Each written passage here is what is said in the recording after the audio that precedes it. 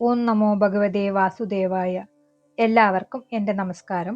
ഞാനിന്ന് പറയാൻ പോകുന്നത് വേനന്റെ ദുർഭരണവും നാശവും എന്നതിനെക്കുറിച്ചാണ്.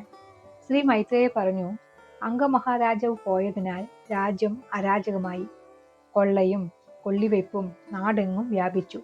അപ്പോൾ ജനക്ഷേമ തൽപരനായ ഋഷികൾ കൂടിയാലോചിച്ചു. രാജാവില്ലാത്ത രാജ്യത്തിൽ ദുഷ്ടന്മാർ പെരുകും, സാധുക്കൾ പീഡിക്കപ്പെടും. അതിനാൽ ഒരു ഭരണാധിപൻ കൂടിയേ കഴിയൂ. വേനനാണ് രാജ്യാവകാശി. പക്ഷേ ആ പരമദുഷ്ടനെ ജനങ്ങൾ വെറുക്കുന്നുവല്ലോ. എങ്കിലും ഒന്ന് പരീക്ഷിച്ചു നോക്കാം. ചുമതല വരുമ്പോൾ ഒരുപക്ഷെ നന്നാവുമായിരിക്കും. ഇങ്ങനെ നിശ്ചയിച്ച അവർ വേനനെ രാജാവായി അഭിഷേകം ചെയ്തു. പക്ഷേ മഹർഷിമാരുടെ കണക്കുകൂട്ടൽ തെറ്റിപ്പോയി. ഉഗ്രദണ്ഡനായ വേനന്റെ വാഴ്ചയിൽ കള്ളന്മാരും കൊള്ളക്കാരും ഒളിച്ചോടി. ശരി തന്നെ. പക്ഷേ ദുഷ്ടതയെല്ലാം വേനലിൽ ആക്കിയിട്ടാണ് അവർ മറഞ്ഞത്. ധർമ്മനീതികളെയെല്ലാം ചവിട്ടിത്തേച്ചുകൊണ്ടും സാധുക്കളെ നിന്ദിച്ചുകൊണ്ടും ആ ദ്രോഹി ദുർഭരണം തുടങ്ങിയത്. കെട്ടുപൊട്ടിച്ച മതയാനയെ പോലെ സഞ്ചരിച്ചുകൊണ്ട് അവൻ തൻ്റെ രാജ്യത്തിലൊരിടത്തും യജ്ഞം, തപസ്, ദാനം, കീർത്തനം മുതലായവ ചെയ്തു പോകരുതെന്ന് വിളംബരം ചെയ്തു. സധർമ്മങ്ങൾക്ക് വിഘ്നം വന്നപ്പോൾ സജ്ജനങ്ങൾ സങ്കടത്തിലായി.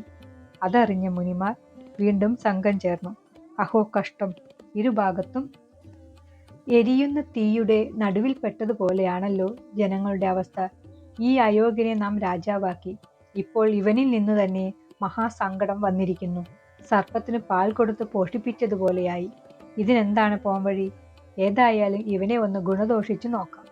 കേട്ടില്ലെങ്കിലോ, ലോകാധിക്യത്താൽ ഇപ്പോൾ തന്നെ ഹതനായ ഇവനെ നശിപ്പിച്ചേക്കാം. ഇങ്ങനെ തീർച്ചയാക്കി അവർ കോപത്തെ മറച്ചുകൊണ്ട് ആ ദുഷ്ടനോട് പറഞ്ഞു, രാജാവേ, നിന്റെ ശ്രേയസിനെ കരുതി ഞാൻ പറയുന്നതിനെ മനസ്സിരുത്തി കേൾക്കണം.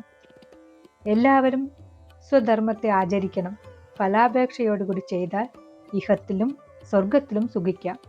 നിരാപേക്ഷനായി ഈശ്വരാർപ്പണമായി ചെയ്താൽ സംസാര മോക്ഷത്തെയും സാധിക്കാം. നിന്റെ സ്വധർമ്മം പ്രജാക്ഷേമ സംരക്ഷണമാണ്. അതിന് വീഴ്ച വരുത്തിയാലുള്ള ഐശ്വര്യങ്ങൾ നശിക്കും. ദുർമന്ത്രിമാരിൽ നിന്നും ചോരന്മാരിൽ നിന്നും പ്രജകളെ രക്ഷിച്ചുകൊണ്ട് ന്യായമായ നികുതി മാത്രം പിരിച്ച് ഭരിച്ചാൽ രാജാവിന് ഇഹത്തിലും പരത്തിലും സുഖമുണ്ടാകും. നിന്റെ പ്രജകളെല്ലാം സ്വധർമ്മങ്ങളെ ചെയ്തുകൊണ്ട് ഭഗവാനെ ആരാധിക്കണം. അതിനു തക്കവണ്ണം ഭരിച്ചാൽ ഭഗവാൻ നിന്നിൽ പ്രസാദിക്കാം. ആ സർവേശ്വരൻ പ്രസാദിച്ചാൽ എന്തു തന്നെ ലഭിക്കുകയില്ല. ഈ കടമ നിർവഹിക്കാതെ സൽക്കർമ്മങ്ങളെ നിരോധിക്കുന്നത് ഈശ്വരനിന്ദയാണ്. അത് ചെയ്യരുത്. ഈ ധർമ്മോപദേശത്തെ പുണ്യം നശിച്ച വേനൻ ചെവിക്കൊണ്ടില്ല. തന്നെയല്ല, അവൻ്റെതായ വേദം പറഞ്ഞ് മഹർഷിമാരെ അങ്ങോട്ടു ഉപദേശിക്കാനാണ് പുറപ്പെട്ടത്. അവൻ പറഞ്ഞു, അയ്യോ കഷ്ടം മഹർഷിമാരെ, നിങ്ങൾ ഇത്ര മൂഢന്മാരായല്ലോ. നിങ്ങൾ അധർമ്മത്തെ ധർമ്മമെന്ന് തെറ്റിദ്ധരിക്കുന്നു. കുലസ്ത്രീകൾ സ്വഭർത്താവിനെ ഉപേക്ഷിച്ച് ജാരനെ സ്വീകരിക്കാമോ? പ്രജകൾക്ക് ഈശ്വരൻ അവരെ രക്ഷിക്കുന്ന ഞാൻ തന്നെയാണ്. കാണപ്പെട്ട ദൈവമായ രാജാവിനെ ഉപേക്ഷിച്ചിട്ട് അന്യദേവനെ ഉപാസിക്കുന്ന പ്രജകൾക്ക് ഒരിക്കലും ക്ഷേമമുണ്ടാകുകയില്ല. രാജാവിൻ്റെ ശരീരത്തിൽ ത്രിമൂർത്തികളും സകല ദേവന്മാരും സ്ഥിതി ചെയ്യുന്നു. അതുകൊണ്ട് രാജാവ് സർവദേവസ്വരൂപനാകുന്നു. എന്നേക്കാൾ പൂജ്യനായി വേറെ ആരുണ്ട്? പറയുവിൻ. അതിനാൽ നിങ്ങളെല്ലാവരും മത്സരം വെടിഞ്ഞ് എനിക്ക് ബലി സമർപ്പിച്ച് എന്നെ പൂജിക്കുവിൻ. മുനിമാർ സ്വതവേ പ്രശാന്തരാണെങ്കിലും മഹാധിക്കാരിയായ വേനന്റെ അധിക പ്രസംഗം അവർക്ക് കോപമുണ്ടാക്കി.